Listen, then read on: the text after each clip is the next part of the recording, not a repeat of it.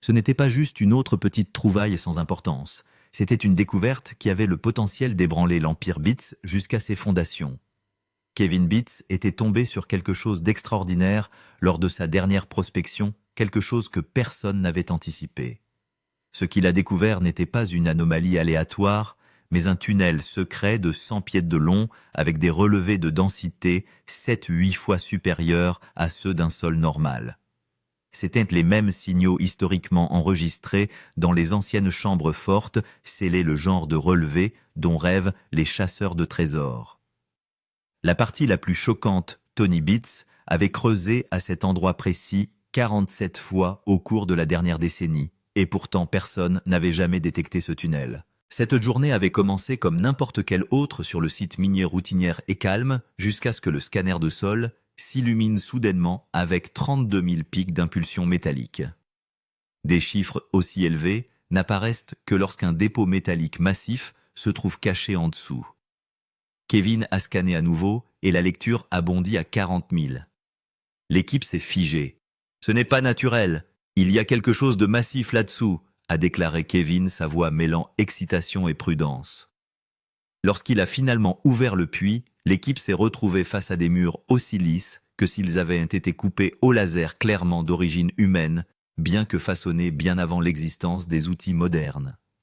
En entrant à l'intérieur, la température a chuté de 11 degrés, tandis que le taux d'humidité a grimpé à 91%, la signature environnementale exacte que l'on trouve généralement dans les anciennes chambres au trésor. Le plus grand choc est survenu lorsque le sonar a détecté un objet métallique massif, une chambre de 27 pieds de long, dont la densité indiquait un poids équivalent à environ 80 Blaunerners en or. Ce n'était pas un moteur rouillé ou de la ferraille. Les relevés suggéraient un stock entier de matériaux précieux, quelque chose de si énorme que cela pourrait redéfinir l'histoire du site. Lorsque Tony a appris que Kevin avait revendiqué cette découverte, en premier, le camp Beats a éclaté dans le chaos. Les registres du conseil minier étaient clairs, si le tunnel était d'origine historique, l'or serait légalement considéré comme la trouvaille de Kevin, une victoire personnelle stupéfiante et un coup dur pour l'héritage de Tony. Les questions tourbillonnaient. Qu'est-ce qui se trouvait à l'intérieur, qui avait construit ce tunnel, et pourquoi était-il resté caché si longtemps? Cette journée avait commencé normalement sur le site des Beats, près de Parker Creek. Les machines ronronnaient régulièrement. L'équipe travaillait avec diligence et le temps était parfait.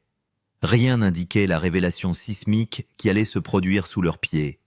Kevin passait en revue ses relevés sur un porte-bloc comme il le faisait chaque jour, ignorant que le sol lui-même était sur le point de trahir son secret. Vers 13h45, l'excavatrice a soulevé un gros morceau et une vibration subtile a parcouru le site. Au début, l'équipe a supposé que c'était juste un recul ordinaire de la machinerie. Mais Kevin a immédiatement senti quelque chose d'inhabituel.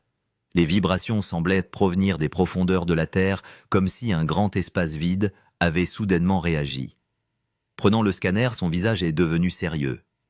Alors qu'il balayait le sol avec l'appareil, un indicateur IA rouge a clignoté 3 fois, signalant une anomalie massive en dessous. L'équipe a échangé des regards perplexes, ne sachant pas de quoi ils étaient témoins. Une autre lecture l'a confirmé, la vibration semblait plus forte, presque comme si la Terre elle-même respirait. La tension montait. Tony n'était pas présent, mais son nom a été évoqué alors que l'équipe spéculait. S'il avait été là, les machines auraient été remplacées instantanément. L'air devenait plus lourd, les conversations plus calmes. Chaque personne sur le site pensait la même chose. Pouvait-il vraiment y avoir une grande cavité sous la surface? L'excitation de Kevin était contenue par sa concentration.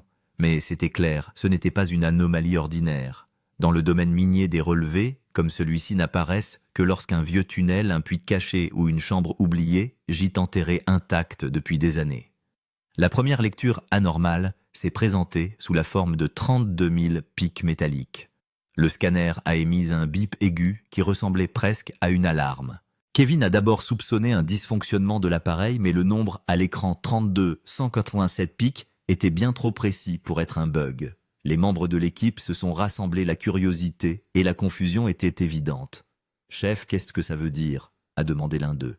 Kevin a fixé l'écran puis a dit « Il y a quelque chose d'énorme là-dessous et ça ne peut pas être naturel. » Son ton mélangeait la peur et la crainte. De tels pics de lecture n'apparaissent généralement que lorsqu'une chambre métallique scellée ou un coffre-fort se trouve caché sous terre. Le scanner continuait de biper de manière erratique l'aiguille, sautant à plusieurs reprises, signalant une masse métallique anormale en dessous. Kevin a ordonné à l'équipe de reculer, s'assurant de pouvoir localiser l'emplacement exact de l'anomalie. Pourtant, les signaux émanaient de plusieurs directions, intensifiant le mystère. Tout le monde commençait à réaliser que ce n'était pas une découverte ordinaire. Quoi que ce soit qui gisait en dessous n'avait pas été dérangé depuis des années, et les douzaines de fouilles précédentes de Tony ne l'avaient pas détecté. L'atmosphère semblait chargée, lourde, comme si le sol lui-même s'accrochait à son secret. Alors que Kevin se préparait pour un test de rescanage, les enjeux augmentaient encore plus. Les chiffres avaient atteint 40 000, l'incitant à recalibrer le scanner. Le nouveau scan a confirmé ce que personne ne voulait admettre, ce n'était pas une erreur d'équipement. Quelque chose de massif, métallique et ancien gisait sous leurs pieds. La prochaine étape de Kevin consistait à tester le sol avec un densimètre. Le sol normal se situe dans des plages prévisibles, mais le compteur a enregistré une densité 7-8 fois supérieure à la moyenne. L'épaisseur et le poids de ce qui reposait en dessous dépassait la formation naturelle de près de 8 fois, confirmant que l'équipe avait découvert quelque chose d'extraordinaire, peut-être même révolutionnaire pour toute l'histoire de l'extraction de l'or sur le site. Ces données étaient si étranges que les membres de l'équipe ont reculé et se sont regardés. Une telle densité ne se trouve que dans les chambres fortes lourdes ou les anciens stockages de métal. Ensuite, Kevin a effectué un test de frappe légère avec un marteau de sol, une méthode qui détermine si le sol est solide ou creux. En tapant sur le poing, un écho creux et profond est venu de l'intérieur comme s'il y avait une grande chambre vide en dessous. L'équipe est devenue silencieuse. Ce n'était pas le son d'une grotte naturelle. Cela ressemblait à une cavité issue de l'ingénierie, comme si quelqu'un l'avait conçue et scellée il y a de nombreuses années. Enfin, Kevin a effectué un test au laser de profondeur. Ce test mesure la rectitude de la profondeur verticale. Normalement, une ligne dans le sol vacille, mais ici le laser allait tout droit comme un rasoir. Un signal clair qu'une structure parfaitement formée, faite par l'homme, gisait en dessous. Kevin a dit d'une voix tremblante « Si c'est le coffre-fort, ce sera la plus grande découverte de la décennie. » Plus personne ne plaisantait sur le site. L'équipe était sous le choc. Kevin était sans voix. Et la plus grande question restait en suspens. Le secret des 47 fouilles ratées de Tony Bitts. Environ 300 mots. Tony Bitts avait creusé presque partout sur cette concession au cours des 10 à 12 dernières années. Les dossiers officiels de fouilles montrent que dans la zone exacte où Kevin a maintenant trouvé l'anomalie, Tony avait fait 47 tentatives. Mais à chaque fois, soit le sol s'effondrait, soit une erreur de machine se produisait, soit les relevés étaient si faibles que Tony qualifiait cela de point mort et l'abandonnait. L'équipe plaisantait toujours en disant que cet endroit est la zone de malchance de Tony. Alors que Kevin faisait correspondre l'emplacement de l'anomalie au dossier, son visage a changé de couleur. Il a compris pourquoi Tony avait tant évité cette zone. Elle semblait normale vue d'en haut, mais quelque chose clochait définitivement en dessous. Kevin a dit à l'équipe que Tony considérait cet endroit comme risqué, car il y avait eu des rapports de vibrations et de sol instable. Mais l'instinct de Kevin disait autre chose. Les choses risquées sont souvent les plus intéressantes. Les tensions familiales étaient inévitables. Au cours des dernières années, Kevin et Tony s'étaient de plus en plus affrontés sur les décisions minières. Tony croyait que l'expérience était le meilleur professeur, tandis que Kevin croyait que les machines modernes et les données disaient toujours plus la vérité. C'est pourquoi Kevin a décidé de rescanner l'endroit car les données de la machine étaient complètement contraires au jugement précédent de Tony. Les murmures avaient déjà commencé parmi l'équipe. Si Kevin s'avère avoir raison, toute la carte de Tony sera prouvée fausse. Cette nouvelle s'est répandue comme une tempête silencieuse au sein de la famille Bitts. Et Kevin savait que s'il découvrait quelque chose d'important ici, cela deviendrait non seulement une découverte, mais la plus grande défaite minière de Tony. Opération d'ouverture du puits, niveau de danger maximal. Après la confirmation de l'anomalie, la plus grande question était « Pourrions-nous descendre ?» Mais ce n'était pas facile, La couche supérieure du sol était faible, des échos creux étaient perceptibles en dessous et le risque d'effondrement était très élevé. L'agent de sécurité avait déjà averti qu'un faux mouvement pourrait mettre en danger tout le site. La peur était évidente sur les visages de l'équipe, mais la curiosité était tout aussi forte. Kevin a décidé que le puits devait être ouvert, mais avec précaution. D'abord, ils ont établi un périmètre puis installé de lourdes poutres pour que même si quelque chose se cassait en dessous, le poids ne retombe pas. Les machines ont commencé à gratter vers le bas, étape par étape. Chaque fois que le godet frappait le sol, une vibration profonde montait d'en bas, comme si le sol lui-même émettait un avertissement « Soyez prudents ». Les alarmes de sécurité ont retenti 2 fois sur tout le site. Une fois, le sol a bougé. La deuxième fois, un gros morceau est soudainement tombé. L'équipe a paniqué. Et certains ouvriers ont reculé, mais Kevin est resté calme et a donné des instructions à tout le monde. Sa voix était stable. « Nous sommes très proches, juste les 6 derniers pieds. » Finalement, lorsque le fond du puits s'est dégagé, une entrée sombre et parfaitement sculptée est devenue visible si lisse que l'érosion naturelle n'aurait jamais pu la former. L'entrée était si noire que personne ne pouvait deviner ce qui se trouvait à l'intérieur. L'air était froid, et il avait une odeur métallique, la même caractéristique trouvée dans les anciennes chambres scellées. L'équipe est devenue silencieuse. Certains ouvriers ont sorti leur téléphone, d'autres ont allumé les lumières de leur casque. Kevin s'est penché, a senti les bords de l'entrée et a dit « Les gars, quelqu'un a construit ce tunnel de manière réfléchie. Ce n'est pas un accident, c'est du design. » Ce fut le moment qui a porté toute l'histoire à un nouveau niveau. Maintenant, ce n'était plus juste une anomalie, c'était un tunnel secret, fait par l'homme enterré depuis des années et exposé pour la première fois aujourd'hui. À l'intérieur du tunnel, chute de température de 11 degrés et 91% d'humidité. Alors que Kevin éclairait le tunnel avec la lampe de son casque, il a d'abord ressenti un frisson, un froid, tel que son souffle sortait comme un léger brouillard. La température de surface était d'environ 20 degrés, mais le thermomètre à l'intérieur du tunnel indiquait 11 degrés. Cette chute soudaine est rare dans une grotte naturelle, mais c'est une signature commune dans les anciennes chambres fortes scellées. Le choc était évident sur les visages de l'équipe. Les murs étaient lisses comme au laser, comme s'ils avaient été usinés, mais le motif donnait l'impression que le travail avait été fait il y a des décennies. Il n'y avait aucune rugosité naturelle dans le sol, où la pierre, une couche d'humidité constante, était également visible partout, et l'humidimètre indiquait 91%, ce qui est typique des chambres souterraines scellées, où l'air reste emprisonné pendant des années. Cet indice seul suffisait à indiquer que le tunnel n'avait pas été touché depuis très longtemps. Quelques vieilles poutres de support en bois ont également été trouvées dans le tunnel, à moitié pourries, mais leur placement était très stratégique. C'était une indication claire que ce passage était d'origine humaine, et que la construction avait été faite par quelqu'un qui comprenait bien l'ingénierie souterraine. Il y avait aussi une lourdeur métallique dans l'air, la même odeur que l'on trouve autour d'un coffre-fort en or, car les environnements de métal pur émettent une odeur distinctive avec l'humidité. Les marquages étaient aussi étranges. Certains symboles sur les murs semblaient avoir été dessinés à la hâte. Il n'y avait pas de formes exactes, mais ils ressemblaient à des flèches directionnelles. Kevin a tourné la lampe de poche avec précaution et a dit « Les gars, ce n'est pas juste un tunnel, c'est une sorte d'itinéraire. » Et il y a eu une tentative de le dissimuler. Ce fut le moment où l'équipe a réalisé pour la première fois que quelque chose de grand se trouvait en dessous. Très grand. Un mystère d'ingénierie non naturelle. Maintenant, la vraie question était, qui a construit un tunnel aussi parfait et net? Des théories ont commencé à circuler parmi l'équipe. Le nom des anciens mineurs fut le premier à être évoqué. Mais Kevin a immédiatement rejeté cette possibilité. Il a dit « Les mineurs des années 1900 n'avaient tout simplement pas d'outils de coupe aussi précis. Les murs lisses, comme au laser, et l'alignement parfait ressemblaient à ceux d'un ingénieur moderne, mais les relevés de métaux indiquaient un matériau beaucoup plus ancien. Cette contradiction elle-même laissait entrevoir un mystère plus grand. La deuxième théorie était celle des contrebandiers.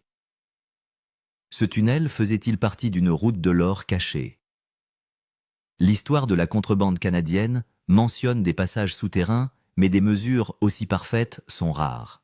Les contrebandiers construisaient généralement des tunnels grossiers, avec des murs inégaux et des points de sortie rapides. Ici, les murs étaient parfaitement symétriques, comme si quelqu'un avait travaillé à partir d'un plan. La troisième théorie, et la plus effrayante, était-ce l'œuvre d'une organisation secrète. Certains marquages étaient cryptiques, les poutres s'étaient prémesurées, et le tunnel s'étendait dans une direction spécifique. De tels motifs se trouvent souvent dans les anciennes chambres fortes européennes ou les anciennes chambres de stockage. Kevin a soulevé la question de savoir si c'était l'œuvre d'un groupe ayant une histoire profonde dans l'exploitation minière ou le stockage de trésors. Et puis vint la possibilité la plus troublante. Ce tunnel pourrait-il être encore plus ancien? Comment une construction aussi parfaite aurait-elle été possible sans machinerie moderne? Quelqu'un a-t-il développé cette concession il y a des décennies ou des siècles? Et si c'est le cas, alors l'or enterré en dessous pourrait ne pas être l'œuvre d'un mineur moderne, mais d'une ancienne civilisation ou d'un réseau caché. L'équipe est devenue silencieuse parce que les possibilités étaient à la fois dangereuses et inestimables. Kevin a prononcé une phrase qui a figé tout le monde. Quiconque a construit ce tunnel avait à la fois la connaissance et la raison, et cette raison était sur le point de devenir la plus grande découverte de la famille Beats aujourd'hui. Choc du sonar chambre métallique de 27 pieds. Détection. Kevin a installé un appareil sonar dans la partie la plus profonde du tunnel pour obtenir une carte précise de la structure massive cachée à l'intérieur. Alors que la machine commençait à scanner, une forme étrange est apparue à l'écran. D'abord floue, puis progressivement un contour clair. Toute l'équipe s'est penchée vers elle comme si elle regardait le point culminant d'un film en direct. Et la seconde suivante, alors que le scan complet se terminait, une chambre métallique massive de 27 pieds de long est apparue à l'écran. Ce n'était pas une petite boîte ou un débris aléatoire. C'était une structure complète semblable à un coffre-fort scellé. Ses murs semblaient épais, solides et symétriques. La profondeur et la largeur de la chambre étaient si parfaites que n'importe qui pouvait dire que ce n'était pas juste du stockage. C'était une construction planifiée. La machine a également effectué un scan latéral, et le signal était le même dans toutes les directions. Une masse métallique lourde et froide. Le plus grand choc est survenu lorsque Kevin a calculé l'indice de poids. La lecture donnée par la machine était absolument incroyable.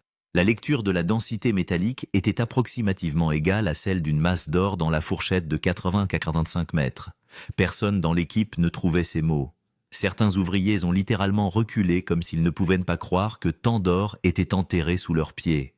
Kevin a dit d'une voix tremblante « Les gars, cette chambre n'est pas vide. Il y a quelque chose de très lourd à l'intérieur. »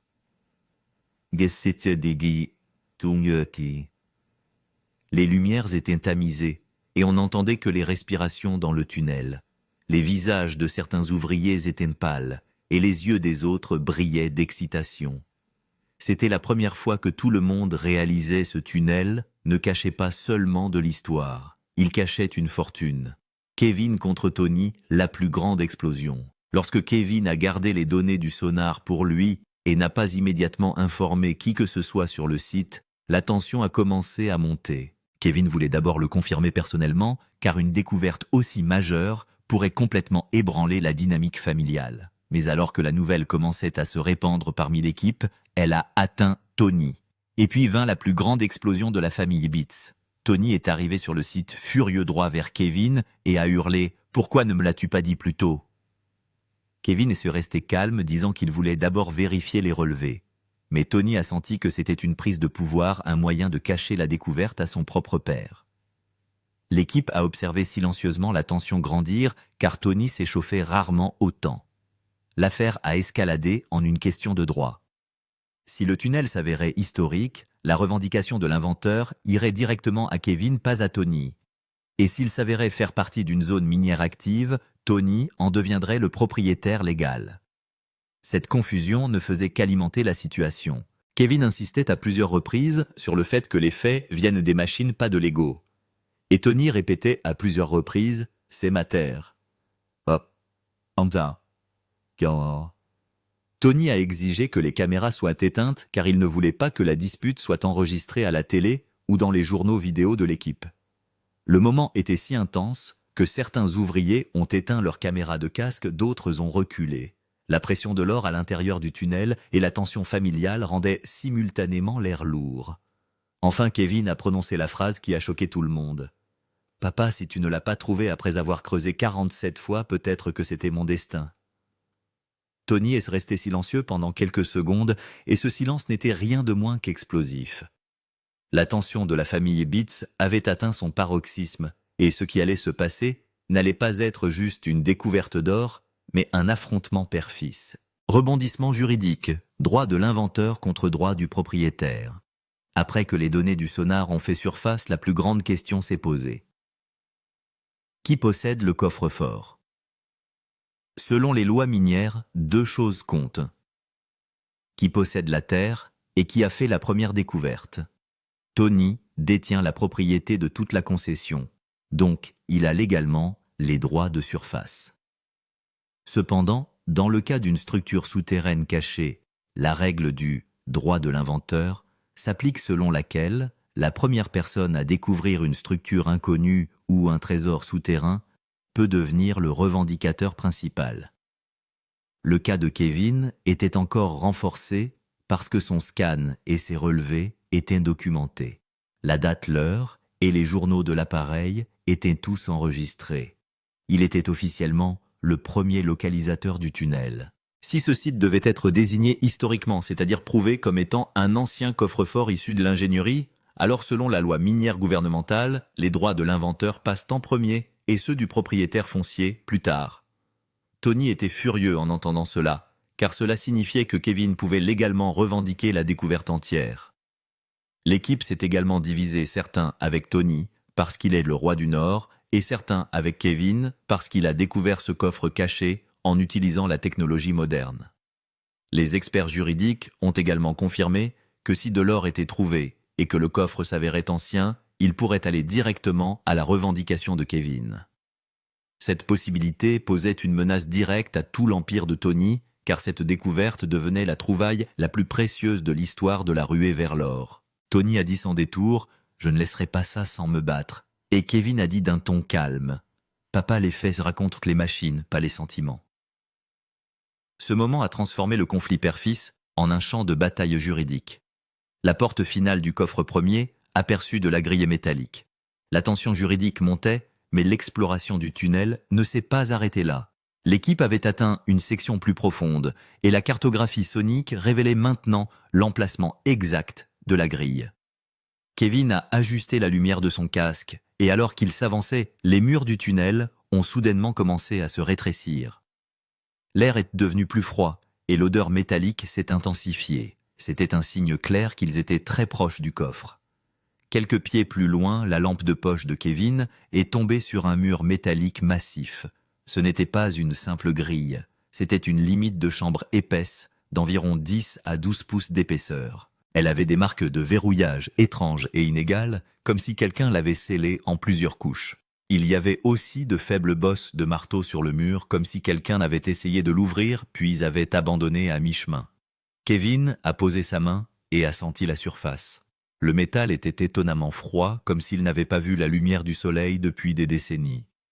L'équipe a installé un capteur audio portable, et lorsque l'appareil a tapé sur la grille, un écho profond et creux est venu de l'intérieur. C'était le son exact qui indique un grand stockage de métal derrière des coffres scellés. Certains ouvriers se sont avancés dans l'excitation, d'autres ont reculé de peur. Alors que Kevin frappait l'outil sur le bord inférieur de la grille, un faible bruit de craquement est venu de l'intérieur. Un son qui a fait figer tout le monde. Toutes les lumières ont clignoté pendant une seconde à ce moment-là, et tout le tunnel est tombé dans un silence de mort. L'équipe s'est regardée et personne n'a prononcé un son. Tout le monde pensait le coffre est sur le point de s'ouvrir. Un moment comme jamais auparavant dans l'histoire de la ruée vers l'or, et Kevin savait que l'ouverture de cette grille ne révélerait pas seulement de l'or, mais changerait aussi le destin de toute la famille Bitts. Alors que Kevin tapait sur le coin inférieur du mur du coffre, pendant une seconde, tout le tunnel a tremblé légèrement un instant. Les lumières des casques ont soudainement clignoté, comme s'il y avait une vibration invisible à l'intérieur. L'équipe est devenue instantanément tendue, car de telles fluctuations de lumière ne se produisent que lorsqu'un grand espace creux souterrain relâche soudainement de la pression. Kevin a regardé en arrière, mais personne n'avait de réponse. La seconde suivante, un tintement métallique profond a été entendu depuis l'intérieur du coffre, si lourd et aigu qu'il a envoyé des frissons dans le dos de chaque ouvrier. Le son ressemblait à une énorme plaque de métal se déplaçant lentement. Les membres de l'équipe se sont regardés et quelqu'un a chuchoté « Les gars, quelque chose a bougé à l'intérieur. » Bassillant à... Or Kevin aussi était complètement figé car le signal était clair. Quelque chose s'était réveillé ou avait bougé à l'intérieur du coffre. Et puis soudainement les lumières dans tout le tunnel se sont éteintes simultanément. Blackout absolu. Seul le bruit de la respiration lourde des gens et le silence profond du tunnel restaient. Le bruit de la lampe de poche d'un ouvrier tombant a été entendu et quelqu'un a paniqué. Le coffre s'est-il ouvert ou effondré, mais personne ne pouvait confirmer ce qui venait de se passer. Le coffre s'est-il fissuré ou quelque chose d'autre a-t-il été activé? Quelques secondes plus tard, la lumière d'urgence a clignoté et Kevin a dit doucement « Si ce coffre s'ouvre, alors il pourrait ne pas y avoir d'or à l'intérieur, mais quelque chose de bien plus grand. » En entendant cette phrase, tant l'équipe que le public se sont retrouvés avec la même question en tête. Qu'est-ce qui se trouve exactement à l'intérieur du coffre? Si vous voulez vraiment savoir quel est le prochain rebondissement, ce qui a été révélé dans le coffre, et comment cela a affecté la famille Beats, alors assurez-vous de vous abonner, car le prochain épisode va révéler la vérité que Gold Rush n'a jamais montrée.